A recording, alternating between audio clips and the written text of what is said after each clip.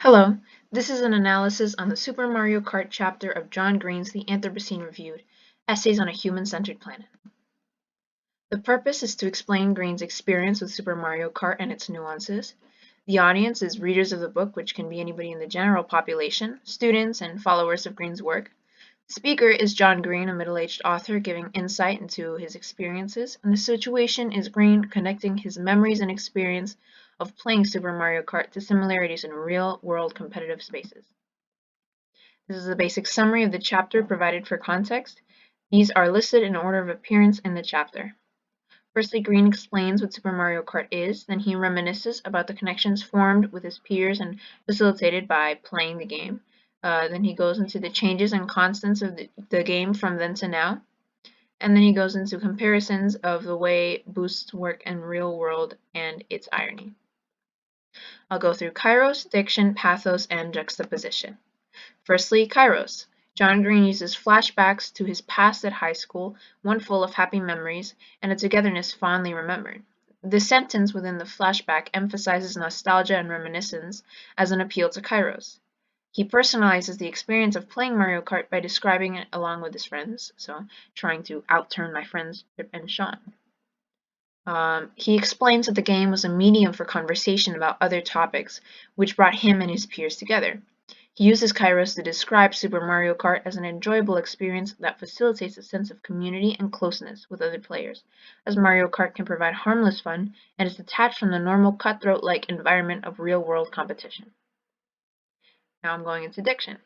Green employs a matter-of-fact structure and diction in the first paragraphs. He begins by describing the game's creation and uses a methodical tone, although it's not too strict. He then includes practical examples of the game's mechanics. This provides context for the rest of the chapter, building interest as the reader is curious to know what it is leading to, since all of this information is within the first couple of paragraphs. He transitions to descriptions of pathos and kairos and a more personalized experience as he begins to relate the information to a more common experience. And he uses light-hearted syntax and speaks in a lax tone throughout most of it. And he then also describes a situation his child has been in with him with a comical use of language, quote, because, say, you're an 8-year-old playing a grizzled Mario Kart veteran, end quote.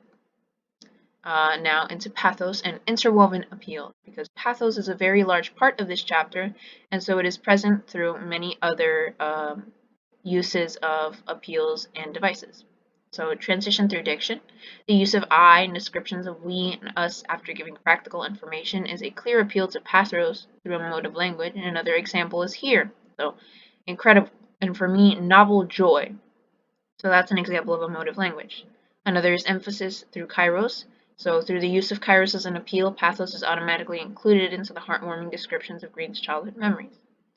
Further, Green includes a description of the changes the game and those who originally played it have gone through, and then adds that throughout the game's new features, its common goal, to win, remains the same, comparing it to his generation and adding nostalgia. So here, like the rest of us, Mario Kart has changed a lot, but at its core, the game hasn't changed much. Continuing, he begins a past situation once, and then presents the reader with his son to establish the familial context and the relaxed, comforting atmosphere of playing games with others you are close to.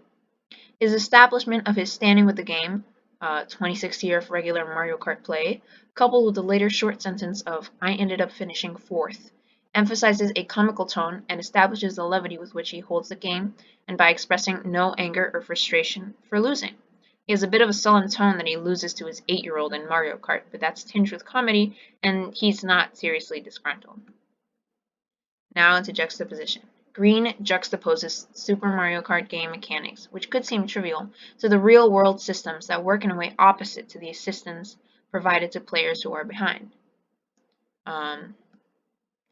He goes into an analogy of real-life systems to the game's previously explained mechanics of power-ups. So he uses anaphora of the power-ups to emphasize all the advantages he has received merely for existing as he is, using his own experience to assure the reader that he understands deeply and acknowledges his privileges. So, like the graduating from college with no debt power-up, or the being white power-up, or the being male power-up, and these are all things that describe himself. He continues to talk about real-life advantages as power-ups to keep it related to Super Mario Kart and make sure the reader understands the analogy. So, All in all, the chapter on Super Mario Kart was light-hearted and relatable, yet insightful and critical. I'd give John Green's Super Mario Review, which ended up scoring a 4 myself. I enjoyed the chapter and its humor, and also found that Green may have a tendency to overanalyze, and I might too.